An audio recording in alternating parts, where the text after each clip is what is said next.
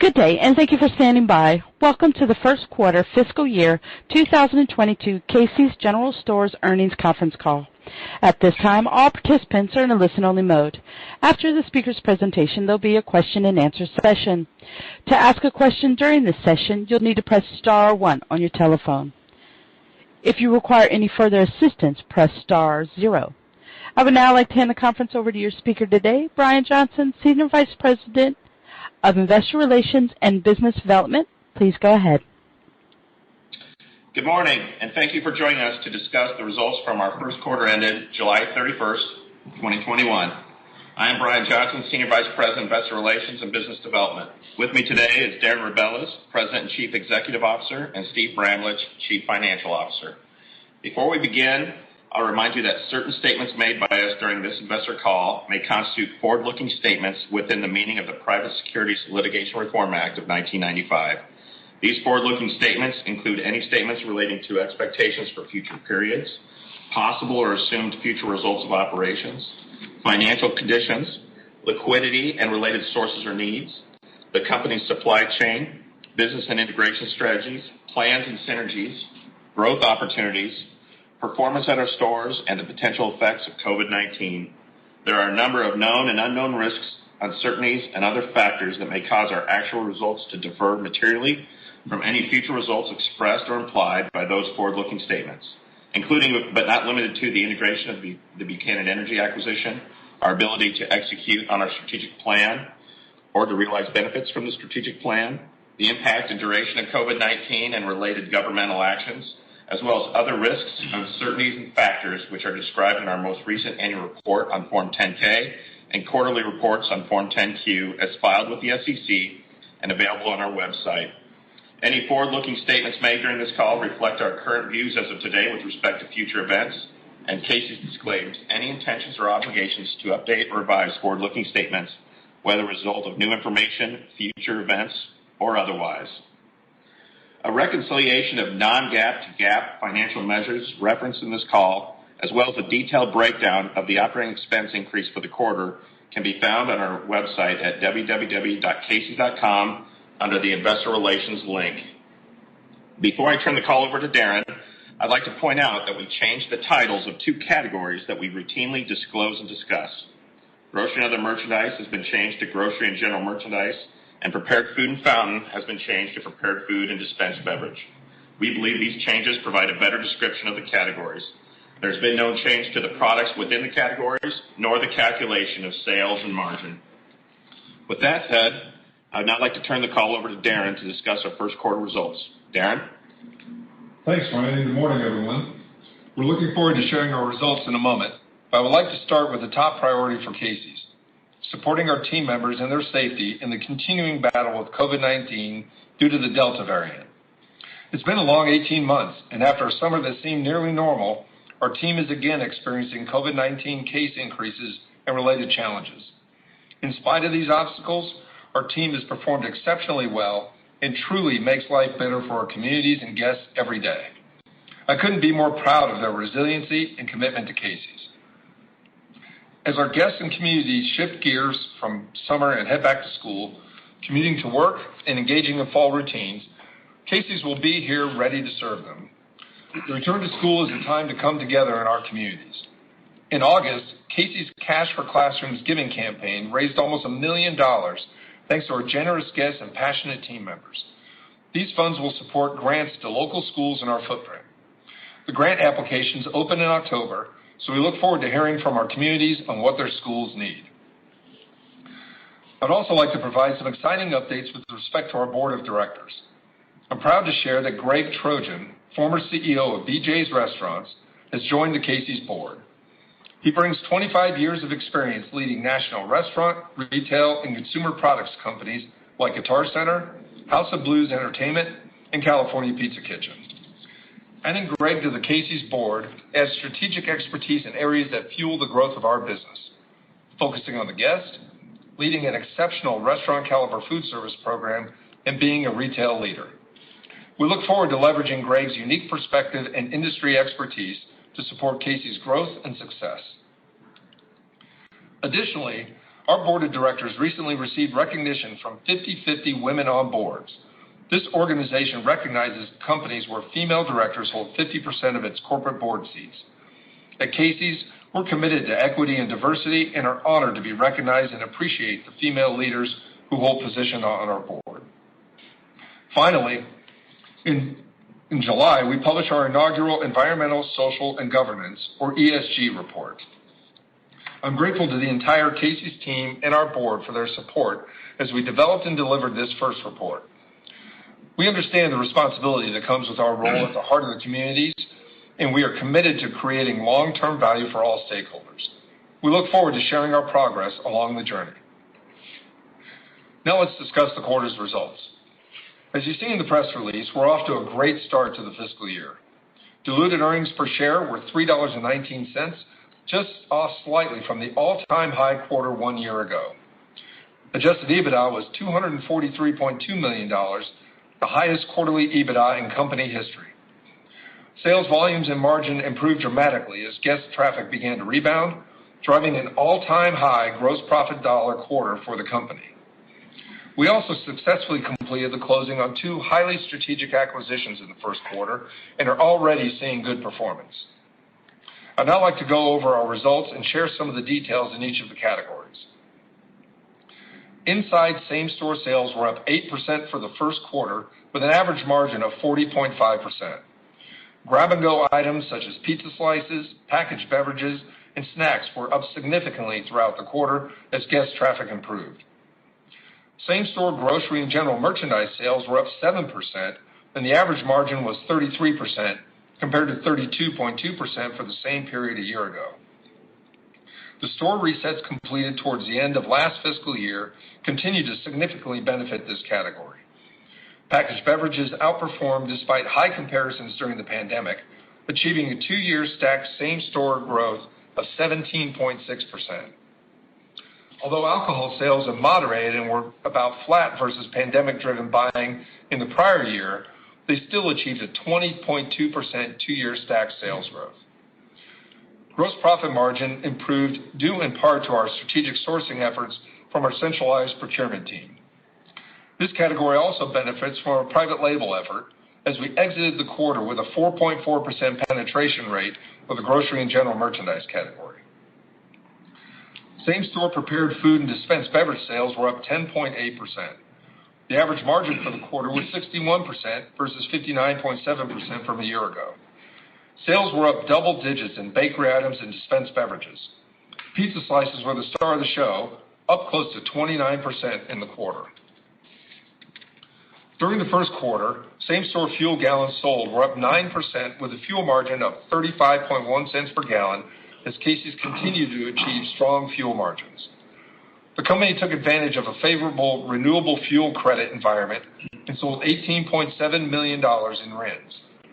The fuel team has done a tremendous job balancing fuel volume and margin to optimize the profitability of the category.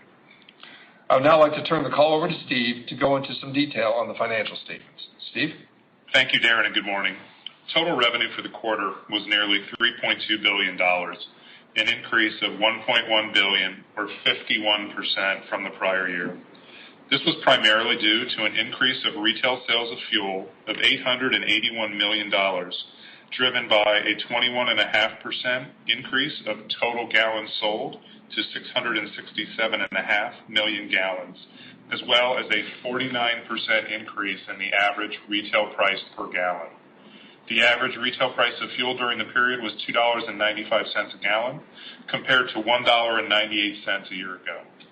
Reported fuel results do not include the recently acquired Buchanan Energy wholesale fuel business, which is included in the other revenue category. Total inside sales rose 14% to $1.1 billion.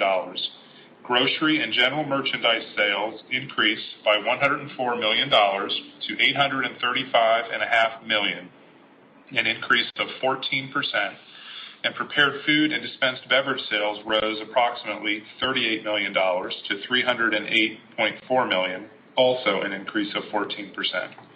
Please note the reported figures are favorably impacted by approximately 7.5% more stores being operated on a year-over-year basis.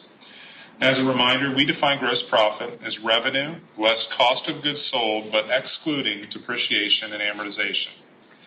CASY's had gross profit of $723.9 million in the first quarter.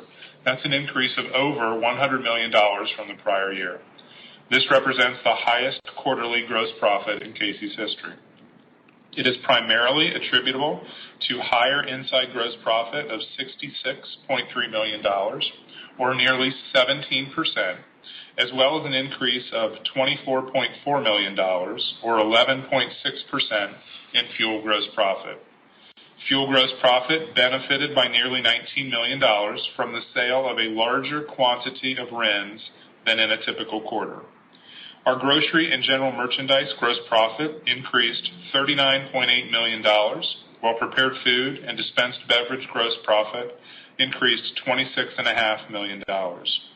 We also saw a $9.7 million lift in other gross profit. This is primarily due to the dealer network activities and car washes acquired from the Buchanan Energy acquisition that we now record in the other category. In addition to higher revenues and gross profit, it was encouraging to see inside gross profit margin expansion as well. Our merchandising and logistics teams are performing exceptionally well in the face of a broader inflationary and supply chain challenged environment. Inside gross profit margin was 40.5%, which is an increase of 90 bips from the prior year quarter. The grocery and general merchandise margin was 33%, up 80 basis points. Prepared food and dispensed beverage margin was 61%, up 130 basis points from prior year. CASY's enjoyed favorable sales mix shifts, both within and across the categories, as packaged beverages, along with the chips, meat snacks, and candy performed well, in addition to the resurgence of grab-and-go items within the prepared food and dispensed beverage category. Finally, the company enjoyed a favorable wholesale cheese cost comparison. Cheese costs were $1.97 per pound this quarter, compared to $2.12 for the same quarter a year ago. This positively impacted segment margins by approximately 50 basis points, and it offset inflationary pressures we received in other commodity products. Total operating expenses were up 24%, or $92.8 million in the first quarter, and that's consistent with our expectations. Approximately 11% of the increase is due to same-store employee and store operating expenses increasing. We added 2 million labor hours back, or approximately 14% into the system on a year-over-year basis, as stores returned to near pre-COVID operating hours. These additional hours accounted for more than half of the same-store increase, followed by wage rate increases and store operating expenses, which are also due to higher hours, such as repairs and maintenance and higher utility costs. On a 2-year stack basis, we continue to mind our labor utilization as same-store labor hours remain down approximately 4% versus pre-COVID levels. Approximately 8% of the operating expense increase is due to a growth in units, as we operated 166 more stores than the prior year. And this also includes approximately $8 million in one-time deal and integration costs, which was several $million lower than we originally anticipated. With the large rise in retail fuel prices, same-store credit card fees also rose, and thus accounted for another 3% of the operating expense increase in the quarter. As mentioned earlier, the operating expense increase was in line with internal expectations, as the company anticipated that the most significant quarterly increase for fiscal 22 would occur this quarter, given the increase in store count and operating hours relative to last year. Importantly, I'd like to reemphasize that the company still expects the full-year operating expense increase to finish within our previous outlook, which is a mid-teens % increase. Depreciation in the quarter was up 15%, driven primarily by the store growth, along with placing our third warehouse into service. The effective tax rate for the quarter was 23.3%, compared to 23.8% in the prior year. This includes an approximately $3 million one-time charge associated with revaluing our deferred tax liabilities as part of the Buchanan Energy closing, and that was several $million lower than we initially expected. Adjusted EBITDA for the quarter was $243.2 million compared to $237.8 million a year ago. That's an increase of 2.3%. This also represents the highest quarterly EBITDA in the company's history. Net income was down very slightly versus the prior year record to $119.2 million. The acquisitions that we completed in the first quarter were dilutive to earnings as we expected. We remain confident that we will achieve the synergies anticipated with these transactions and that they will be accretive for the remainder of the year. Our balance sheet remains strong. At July 31st, cash and cash equivalents were $199 million, and we have the full capacity of our $475 million lines of credit, giving us ample available liquidity of $674 million. Our leverage ratio ticked up as we had expected upon the closing of the two transactions to 2.4 times. For the quarter, the company generated $197 million in free cash flow, which we define as cash flow from operating activities, less purchases of property and equipment. This compares to $307 million in the prior year. The primary difference versus prior year was lower contribution from working capital, as the prior year benefited from a favorable fuel price impact on accounts payable, as well as the deferral of FICA contributions under the CARES Act. At the September meeting, the Board of Directors increased the dividend to 35 cents per share, which represents the 22nd year in a row of raising the dividend. We will remain balanced in our capital allocation going forward, leaning into the many growth-related investment opportunities that we have, but continuing to repay debt gradually and tending to the dividend. The company has opened 142 stores so far this year, which includes 3 new store openings, the 137 stores from the Buchanan Energy and Circle K acquisitions, and 2 independent acquisitions. Obviously, there continues to be a growing uncertainty around consumer behavior and traffic volumes as the Delta variant continues to spread throughout the country. The industry is also dealing with product outages and supply chain challenges, both with respect to fuel and merchandise. However, we feel confident in our previously disclosed fiscal 22 outlook and do not believe it's necessary to make any adjustments other than that we now expect the effective tax rate for the year to land between 24 and 26%. As previously mentioned, we expect total operating expenses to finish the year up mid-teen percentages, and that the quarterly year-over-year increases will gradually decline as the year progresses, with a small improvement in the second quarter and more substantial changes in the second half. The company will continue to endeavor to offset labor inflation with gross profit adjustments, and Darren will talk about what we're doing to address the tight labor market shortly. Looking ahead to the very near term, we expect second quarter earnings to be lower than the prior year due to higher operating expenses and depreciation, which will be partially offset by higher gross profit, primarily from inside the stores. I'll now turn the call back over to Darren. Thanks, Steve. First, I'd like to congratulate the entire Casey's team for delivering impressive results in the first quarter. We couldn't have done it without their hard work and dedication, and given the resurgence of the Delta variant, we'll continue to need their perseverance to perform at a high level. Total inside sales were trending up low to mid-single digits through August. For fuel, we have experienced low single-digit positive gallon growth, while fuel margins remain over 30 cents per gallon. The team has done a great job executing the strategic plan. If you recall, the pillars of the strategic plan to deliver top quintile EBITDA growth are reinvent the guest experience, create capacities through efficiencies, and being where the guest is via disciplined unit growth. All of this is going to be driven by an investment in talent to strengthen the team and add capabilities to the business.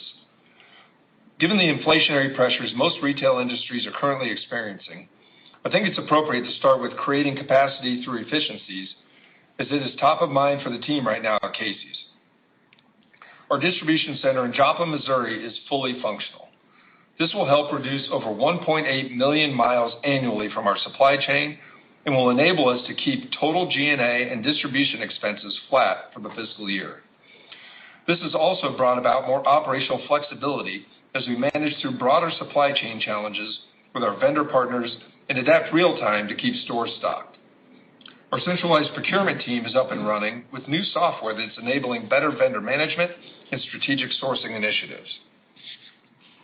Our fuel team continues to drive profitability through retail price optimization and procurement efforts. Our merchandising team has proven they are capable of navigating through this inflationary environment by effectively managing cost of goods negotiations and making retail price point adjustments as needed. They've also successfully driven sales to more profitable categories from the store resets completed last fiscal year. And finally, private label products continue to grow market share inside our stores. Not only is this a better value option for our guests, but it also improves gross profit margin for the category. With respect to being where the guest is, we're off to a great start integrating the two highly strategic acquisitions that we completed in the first quarter. Specifically regarding the Buchanan Energy transaction, we've begun to move their merchandise and fuel onto our contracts. We've also started to realize some operating expense savings, and just last week rebranded 4 stores to CASY's that includes our pizza program. Synergy expectations remain on track for both deals, and our dedicated M&A team is actively pursuing more opportunities. We continue to make great strides as we reinvent the guest experience at CASY's. Expanding our digital guest engagement remains a high priority as digital sales were up 14% in the first quarter, cycling a 162% increase last year. We recently expanded our delivery business to include Uber Eats Marketplace at 750 stores. DoorDash Marketplace is up to 890 stores. We've also implemented DoorDash White Label Delivery, a third-party service that takes orders through our systems at 830 stores. This enables our CASY's Rewards members to fully participate with their member benefits on our own app and receive delivery services throughout the entire day. We still utilize our own delivery drivers at 400 stores and still offer in-store pickup and curbside pickup at over 2,200 stores. Our CASY's Reward enrollment continues to grow, and we just eclipsed 4 million members in August. We have also begun to utilize segmented marketing campaigns where we offer personalization and day-part content on both the web and app. We believe we can effectively optimize guest behavior with this type of targeted promotional activity.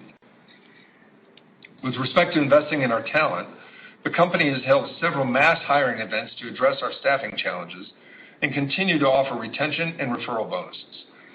We believe these efforts are working. Application rates per store rose over 60% from April 30th to the end of the first quarter. As the special federal unemployment benefits expire this month, we expect this trend to continue. We will remain competitive in the market with respect to pay to adequately staff our stores so we can continue to deliver the outstanding experience our guests have come to expect from CASY's. We're also incentivizing our team with a $50 bonus to get vaccinated, as the health and safety of our team members and our guests is our top priority. Before I open up the call to questions, I'd like to take a moment to recognize Julie Jakowski, our General Counsel. Julie is a 27-year CASY's team member and has been a key member of our senior leadership team since 2010. She plans to retire later this quarter after a long and distinguished career. In addition to serving CASY's, she's been a tremendous advocate for the convenience store industry, serving on various committees and volunteer roles with the National Association of Convenience Stores, including chairperson of the board. I'm going to personally miss her advice and counsel, and I wish her and her husband Tom the best. Congratulations, Julie, on a well-deserved retirement. We'll now take your questions. Thank you. As a reminder, to ask a question, you need to press star 1 on your telephone. To withdraw your question, press the pound key. We ask that you please limit yourself to one question and one follow-up. Our first question comes from Griffin with Raymond James. Your line is open. Good morning, buddy. This is Bobby Griffin. Thanks for taking my questions and congrats on Bobby, good morning. A great quarter. Thanks, Bobby. I just wanted to follow up on the comments around OpEx. Really great to see you guys reaffirm the target, despite a tougher labor environment than when we originally talked last. But can you maybe just give some detail on what the drivers are for the back half of the year, OpEx, to slow down from a year-over-year growth perspective? Is there some internal initiatives going on? Is it just a function of the year-over-year comparisons with the hours? Anything there to help us think about what would slow down the growth as we move through the year in OpEx? Yeah, Bobby, this is Darren. I'll start off, and then Steve can fill in the blanks for me. Yeah, as you recall, last year, we kind of pulled back hard on operating hours in our stores and in our kitchens, as kitchens were restricted or even required to shut down early on. As things wore on through the pandemic and things started to open up gradually, we started to add back some of those hours. So the biggest year-over-year delta really took place in the first quarter, and as things progressed throughout the year, we started adding more operating hours back, and so those year-over-year comparisons start to soften a little bit from an absolute growth standpoint. And so that's why you see that start to get a little bit better in the back half of the year. Steve, anything? Yeah, I think some of it is just the math, to Darren's point. So we won't have the add back of hours that we had in the first quarter in the last 3 quarters, but we will start to feel a little bit more of the wage pressure year-over-year delta. Last year in the first quarter, we were still paying some special COVID pay to people that gradually worked its way out of the system, and so the change in hours is going to be less impactful to us, but the change in rate will become more impactful as we move forward in the remainder of the year. We've added most of the new units. If you think we're targeting 200 units into the system this year, obviously more than half of those have already come into the system, so that will become a little bit less impactful incrementally going forward. And then the credit card fees, that's going to follow the price of fuel to a large extent, but the math simply helps us with hours and the actual wage rates as we go forward. And so second quarter should be a little bit better year over year than what we saw in the first quarter, but we'll start to see significant improvement in terms of the year over year increases as we get into the second half of the year. And then the only other thing sorry. The other thing I'd add to that is in the first quarter we had the one-time deal and integration costs for the 2 acquisitions that obviously don't repeat themselves in the back half of the year. So you see some softening there as well. Yep, very helpful. I appreciate the detail. I guess just a quick follow-up for my follow-up question, just on the hours. I think you called out same-store hours down a little bit versus pre-COVID periods. Is that just a function of you mentioned efficiencies, always looking at the labor hours. Is the mix of the business and kind of demand over the breakfast, lunch, and dinner period also driving some of that? And is that mix close to back to normal, still not back to normal? And then how do you see bringing hours back? I understand, the year-over-year comparisons are different, but do you see opportunities to kind of keep pre-COVID hours a little lower, even if we go back to a normal mix environment inside your store from business?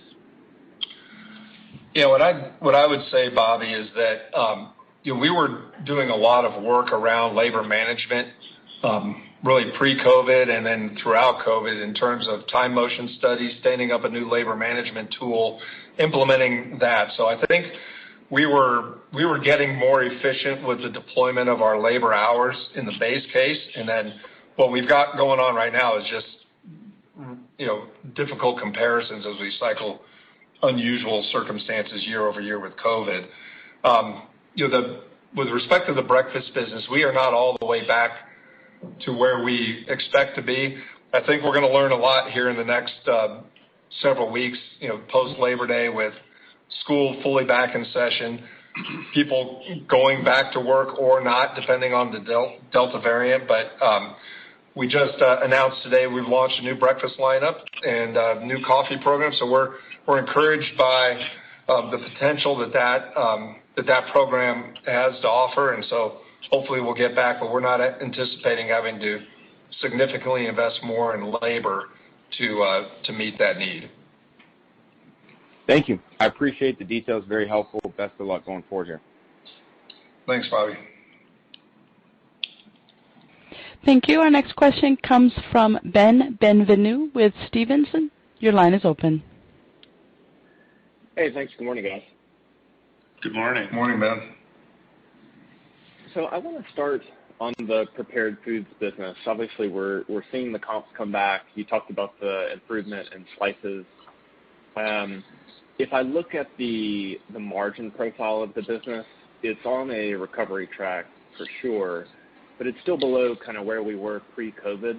And I'm wondering if that's a function of mix, that we maybe are a little bit lighter on the dispensed beverage side of the equation as you talk about sort of mobility improving, as the morning day part potentially starts to improve, as dispensed beverage improves with mobility and the slice mix improves. Would you expect that margin to start to grind its way back to that pre-COVID level? Or is there anything else that we should be mindful of there? Yeah, I think it's going to take some time, Ben, to get back to pre-COVID levels.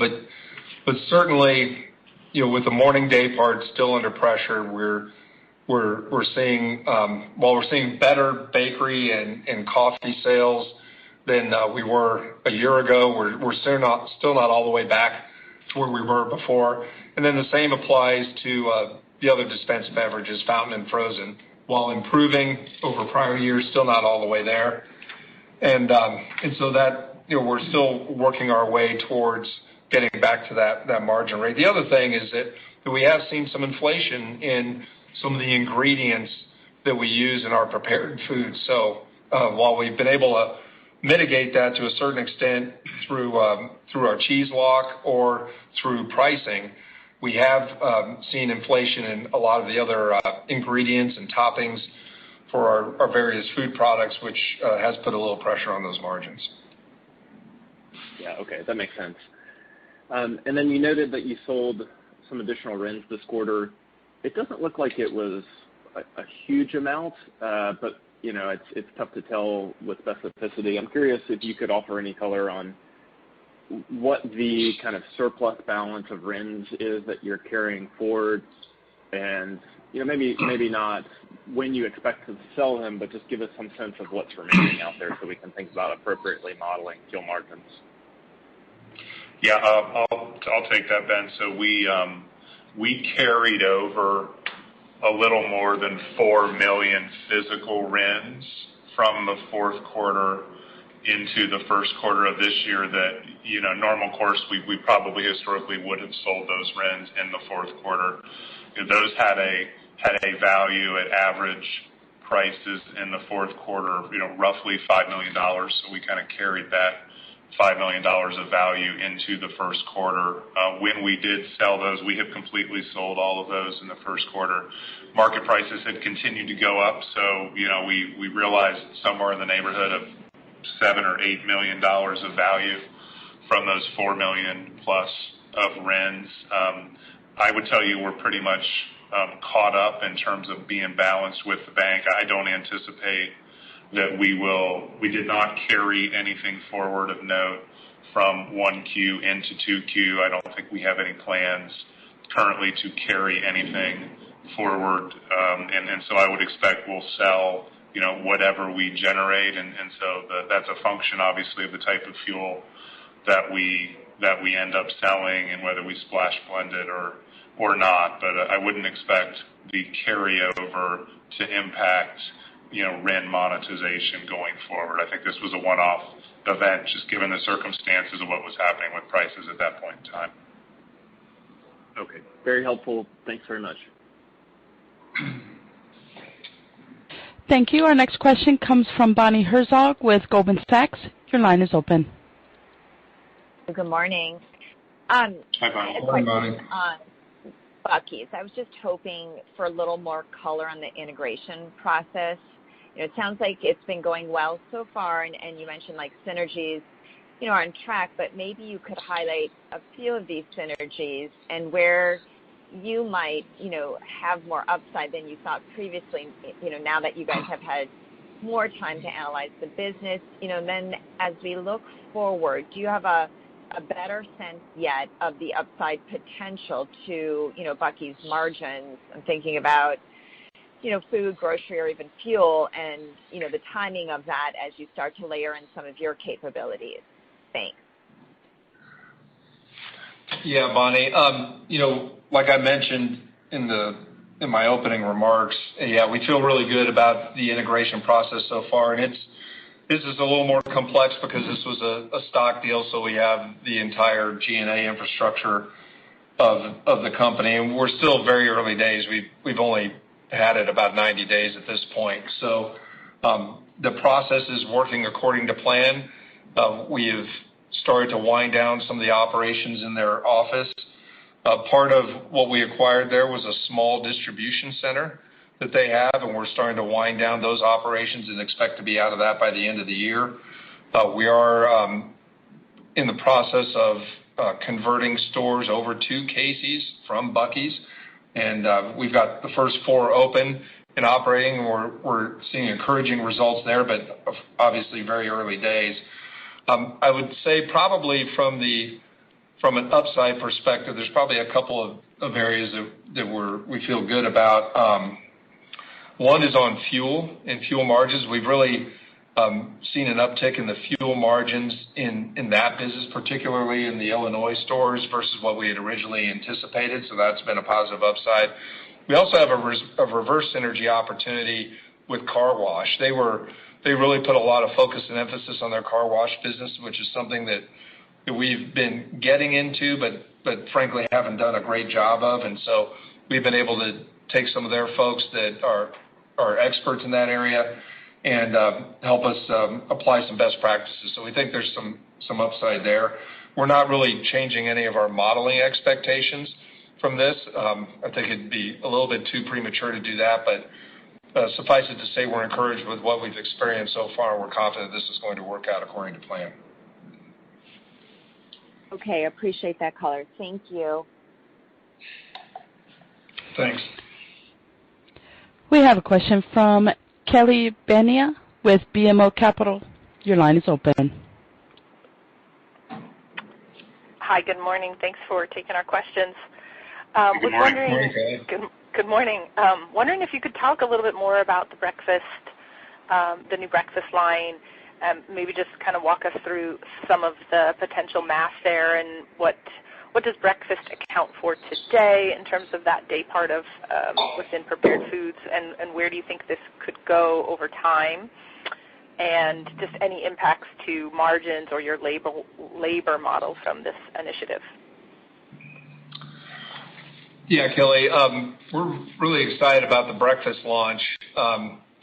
We've done a couple of things. We've focused on improving some of the existing products that we already had, just getting higher quality ingredients in different builds. So in some of our breakfast sandwiches, our breakfast biscuits, our croissant sandwiches, improving some of the quality there. We've also rationalized some of the lower performing SKUs out to make it more efficient to operate the kitchens. And then our culinary team developed a new product, a breakfast handheld product that leverages our made-from-scratch dough in unique builds with sausage and egg and cheese, or bacon and egg and cheese, but leveraging that dough in a unique way. So it's handheld, it's very portable and car-friendly. And as we go into the fall, you've seen a lot of QSR concepts lean into breakfast because everybody's trying to get their breakfast business back. But I would argue there's not been any real innovation in the breakfast. It's all the same stuff. We think we've got a unique product with this handheld that is differentiated in the marketplace. Nobody else will be able to produce this because it's made from scratch in our kitchens every day. So we really like that. We've rebuilt a breakfast burrito that is really, in our consumer testing, has been a fan favorite. So we've got high expectations of that. And then probably the single biggest thing we did was we upgraded our coffee platform. So we over the summer, we replaced the equipment at all 2,300 of our stores to a bean-to-cup coffee program. So the coffee technology grinds the beans and brews each cup of coffee fresh. So that will enable us to reduce waste, make it easier to execute in the stores. from a labor standpoint and provide fresh coffee 24/7. And so we're really excited about that process as well. So we think when you take all of that, we've got a little bit of labor efficiency on the coffee piece. We've got a little bit more complexity on the food side. We think that's a wash from a labor standpoint, but providing a much better experience for the guests.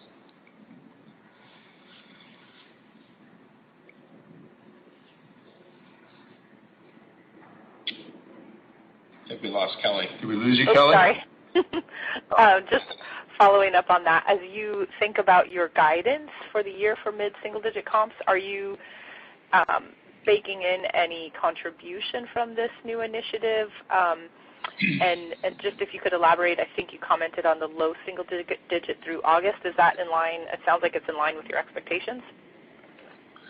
Yeah, low to mid-single digits for inside sales, and that's what we're experiencing now and would anticipate at this point. You know, we knew this breakfast lineup was coming, so that's been baked into our expectations for the year. And, it's going to be a very competitive breakfast environment in the fall, like I mentioned before, with most every QSR concept that has breakfast trying to get back into that business. So we expect we need this to be competitive. We think we're differentiated. We'll outperform, but we have that baked into our numbers for the year. Thank you. Thank you. Our next question comes from Matthew Fishbein with Jefferies. Your line is open. Hey, good morning, guys. Thanks for the questions. Morning. Morning. So some of the company's gallons per store uptick in the quarter was likely due to that addition of Buchanan stores to the mix, but I think same-store gallons still improved a bit on a per-store basis relative to calendar 19, that is. While fuel margins, even excluding the, call it, 2.5 cent per gallon impact from a larger RIN contribution, still sequentially increased quarter over quarter. And you did highlight your expectation to lift inside store gross margins and help offset that OPEX headwind. But given cost inflation facing the entire industry, and given most of the industry doesn't have that strong inside store lever that Casey's does to offset OPEX increases, from your perspective, where do you see industry fuel margins and their ability to remain stable or expand further from here as gallons continue to come back? Or maybe asked a different way, if the industry cost outlook were to increase in the near term, do you believe there's still room on the fuel margin side for the industry to offset it? Yeah, Matthew, I would say that at this point we'd have to say that these margins are sustainable, at least in the near term, and it's for the reasons that you mentioned. The underlying costs to operate this business are going up. I mean, everything from labor, which is well documented, everybody's dealing with that. There is some inflation we're seeing. Some are probably experiencing it more than we are, but they're experiencing it nonetheless. EMV compliance, which just kicked in April, is another piece of the equation, and then of course credit card fees that we're experiencing right now. So all of those things are making it a more OPEX heavy environment. And to your point earlier, most other retailers in the industry don't have the levers we have to offset that. So that's most likely going to find its way into the fuel price. So I would say these margins are somewhat sustainable. Whether they last at 30 cents a gallon or north of 30 cents a gallon longer term is anybody's guess. But I would certainly expect that they're going to remain elevated from where they were historically, because there's no other place for most of these folks to go to recapture this OPEX. It's got to go somewhere, and I think that's where it's going most likely to end up. Yeah, makes sense. Thanks for that. And just to follow up on inside gross margin, some of your peers are having higher than normal out of stocks in stores, mostly driven by their collection of distributors having their own labor and fill rate issues. And I know category and subcategory mix, the procurement opportunity, private brand products, that's already lifting inside gross margins for you. But I'm presuming there's still room for improvement just off industry supply chain headwinds hopefully softening at some point going forward. So I guess just to clarify, given your self-distribution model in grocery, is that additional control over the supply chain helping in this environment, or would you say you're still having some of that transitory supply chain headwind from fill rates from your suppliers and out of stocks in store? Well, I'll tell you, Matthew, that the fact that we own our own supply chain has been a huge benefit to us during this whole time. Now, I'll be the first to say we've experienced our own challenges with the supply chain because manufacturers are struggling to produce products. But the fact that we control the supply chain has given us a lot of flexibility. I'll give you an example. We've had some suppliers that can't get product to us because of driver shortages. Well, we have our own fleet of drivers and trucks, so we can send a tractor to a manufacturer, pick up a trailer, and get it back to our distribution centers, continue to distribute product. We have some products that we distribute ourselves that otherwise would be DSD supplied products, and we've seen as we've gone into competitor stores that these stores are out of stock on a lot of those products that we're able to self-distribute and manage. So, and then the last piece that you mentioned with private label, having the private label products has enabled us in some categories when we've been short within that category from a national brand supplier to flex over and provide our own product in that same category and make up for some of those out of stock. So we think we are definitely in a better in-stock position because of that flexibility than a lot of our competitors are. That being said, it has been a challenge. And it's a new challenge every day that we hear from certain suppliers, and on their end, it's anywhere from labor shortages to driver shortages, and in some cases, it's raw material shortages that have occurred. So it's across the board.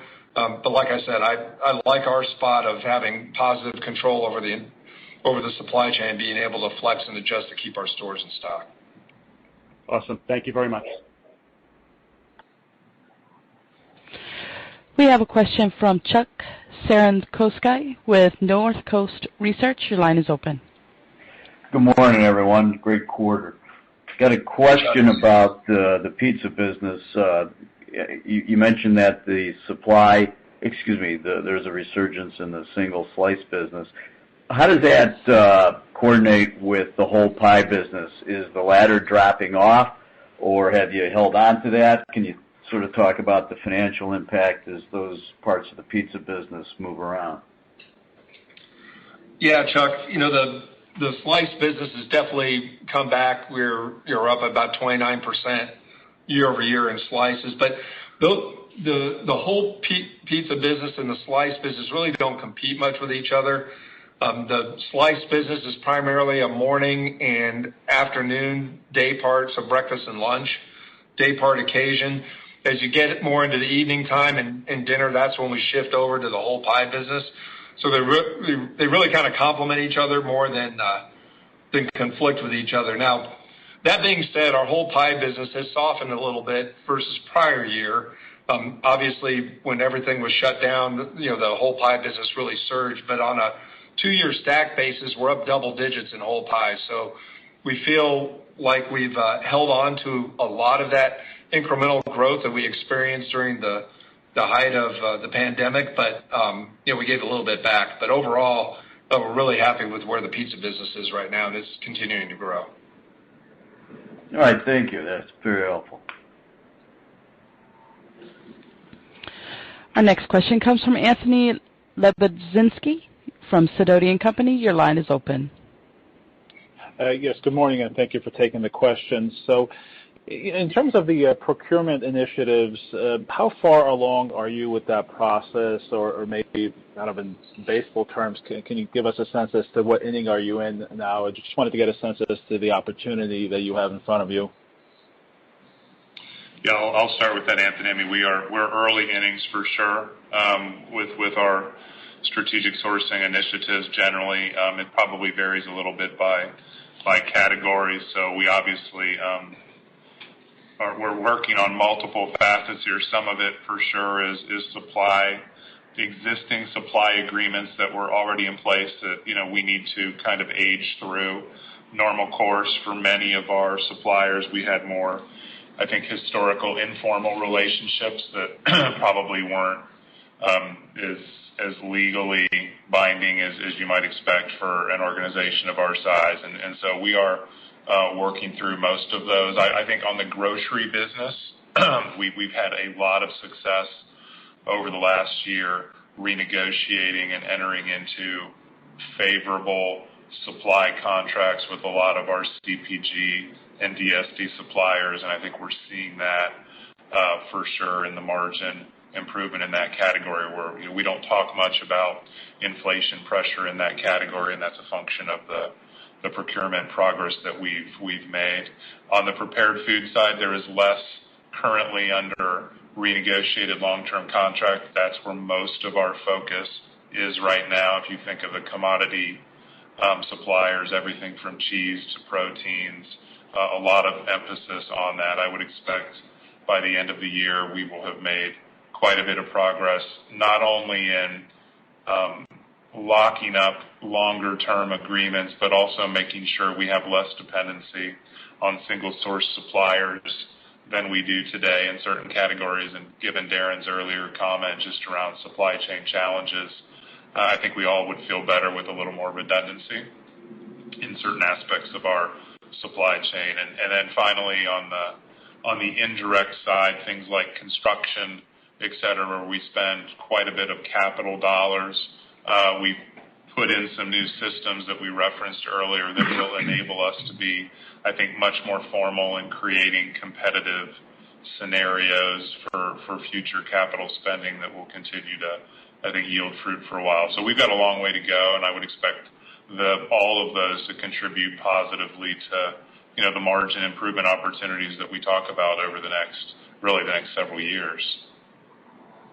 Got it. Yeah, thanks for that detailed answer. So just to follow up on the part of that, so as far as cheese costs are concerned, so obviously it's a big component of your prepared food category. Where are you now as far as cheese costs near term, and how does that compare versus a year ago?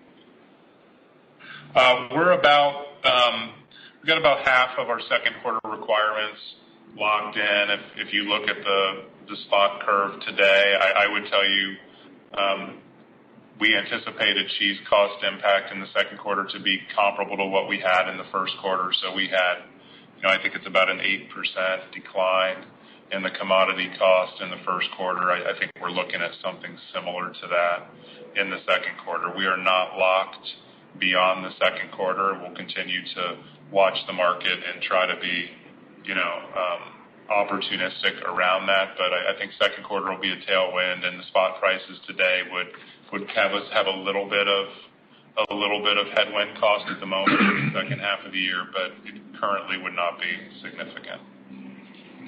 Got it. Well, thank you and best of luck. Thanks. We have a question from John Royall with JPMorgan. Your line is open. Hey, good morning, guys. Thanks for taking my question.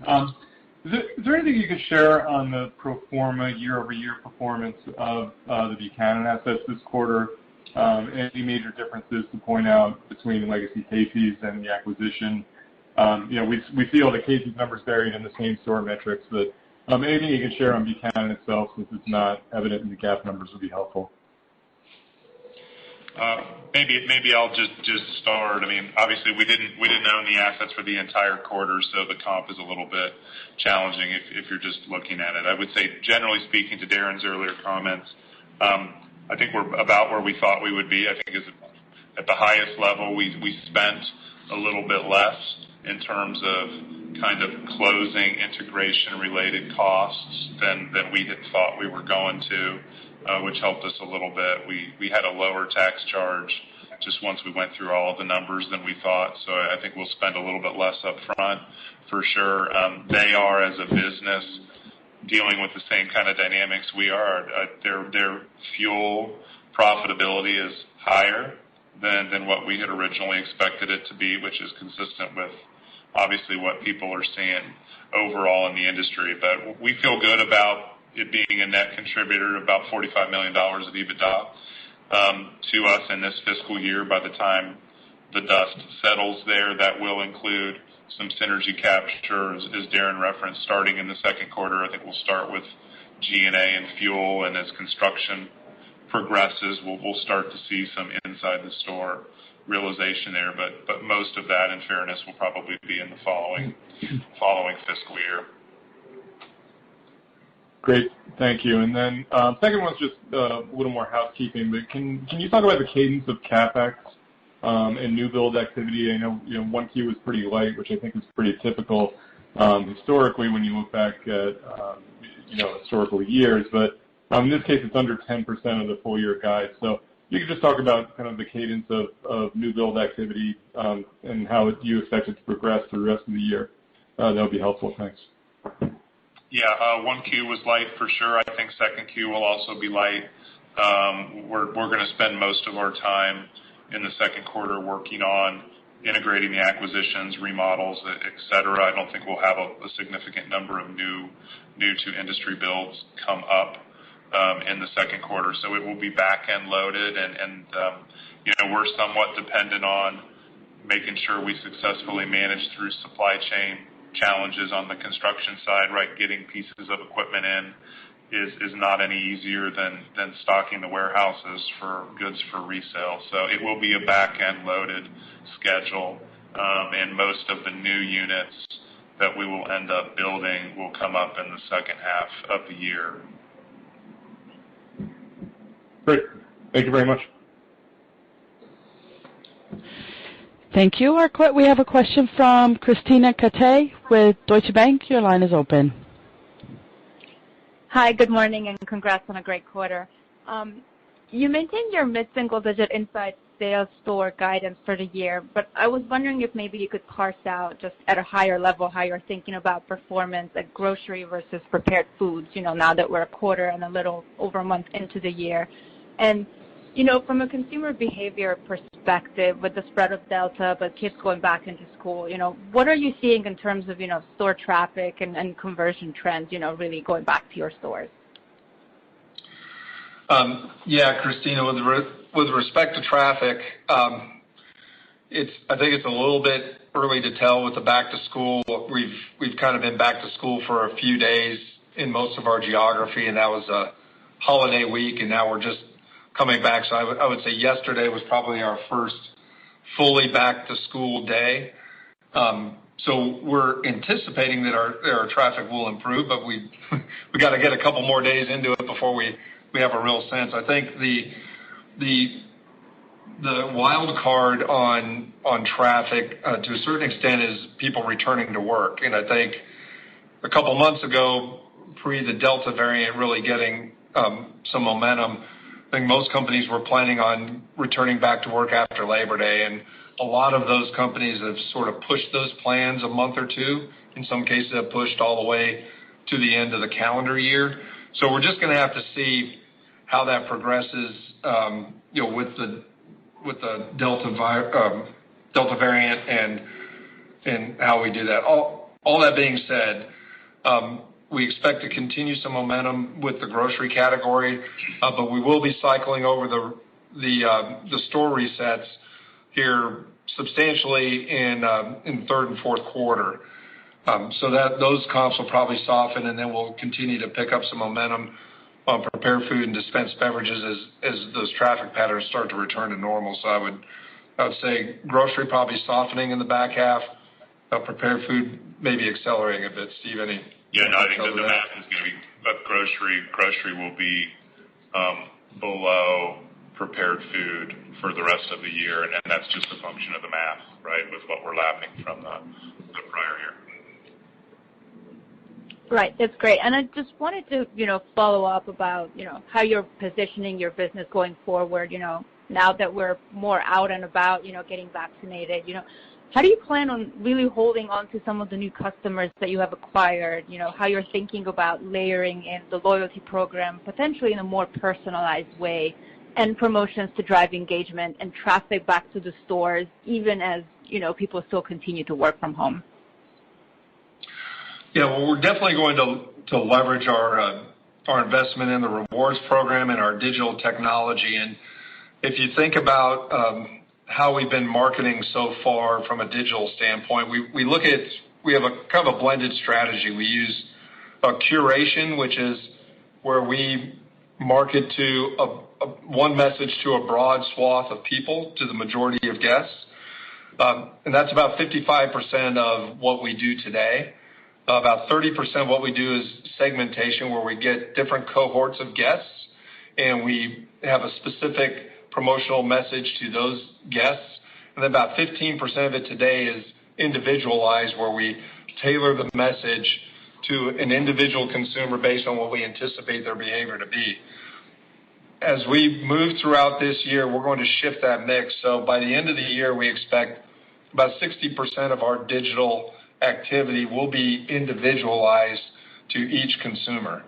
And then about 20% will be the more segmented approach or curation. So we're going to fundamentally shift our approach to being more targeted to individual needs and what we anticipate those needs are based on the affinities that we've seen through their purchasing behavior.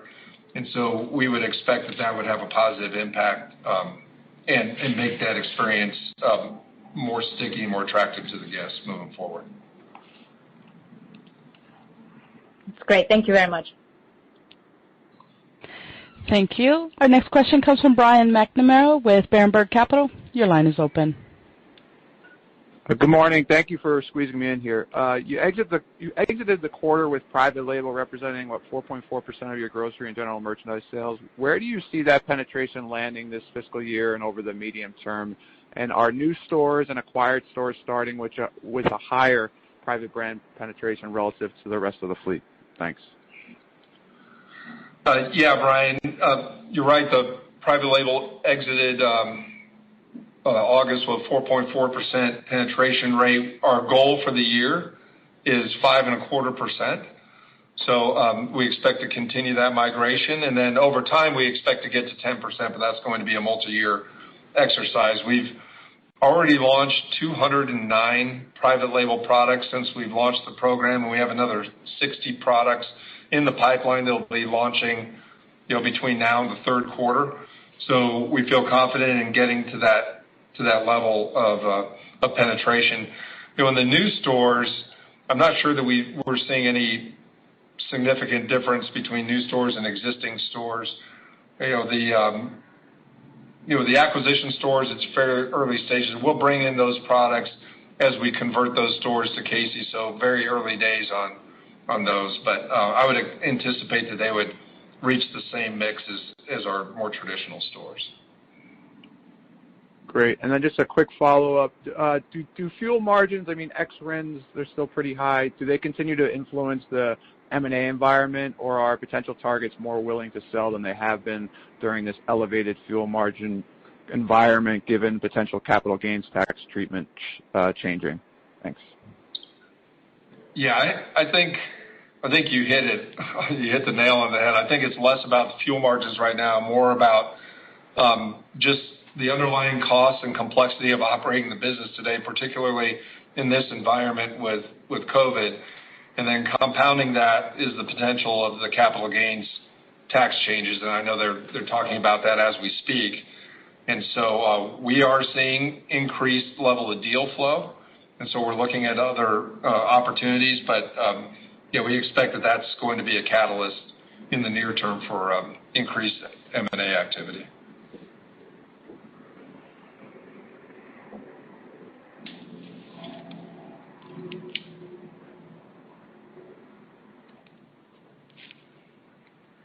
Did we lose you, Brian? We lost Brian. I think we're ready for the next question. Oh, sorry. Thank you, guys. Appreciate it. Thank you. Our next question comes from Karen Short with Barclays. Your line is open. Hey, good morning, guys. This is actually Renato Basanta on for Karen. Thanks for fitting us into the call. Just one quick one for me. Can you just talk a little bit more about the competitive landscape from a breakfast day part perspective? And then if you could just remind us what breakfast is as a % of prepared food sales, that would be great. Thank you. Yeah, Ronaldo. In terms of the landscape, I think what you saw a year ago when Lots of businesses were shutting down, offices were shutting down, people were sheltering in place. You saw disproportionate impact on the breakfast day part, and that hit everybody from the Starbucks of the world to McDonald's to us. Anybody that was in the morning day part was impacted by that. And so now you fast forward a year later, I think everybody's optimistic about getting that business back to normal as schools are in session in person and more people are returning to work than there was a year ago. So you've seen McDonald's come out with more promotional activity. Wendy's has certainly been very active in the space. Taco Bell just announced that they're bringing breakfast back after suspending it. And so there's a lot of increased activity. So like I mentioned before, we like our position. We think we've actually got real innovation that the others don't have. They're kind of recycling what they've been doing historically. So we think we have a niche there that we can capitalize on. Breakfast is about a third of our prepared foods business. A lot of that comes in our breakfast pizza, but a lot of other things like donuts and baked goods and coffee and sandwiches also play a big role, and that's where we've innovated is on the coffee and on the breakfast, the other breakfast lineup. And so we'll always have that base of breakfast pizza to lean on, but we've got the innovation on top of it that we think will help us accelerate our breakfast growth. Oh, perfect. That's great color. Thanks and best of luck. Thanks.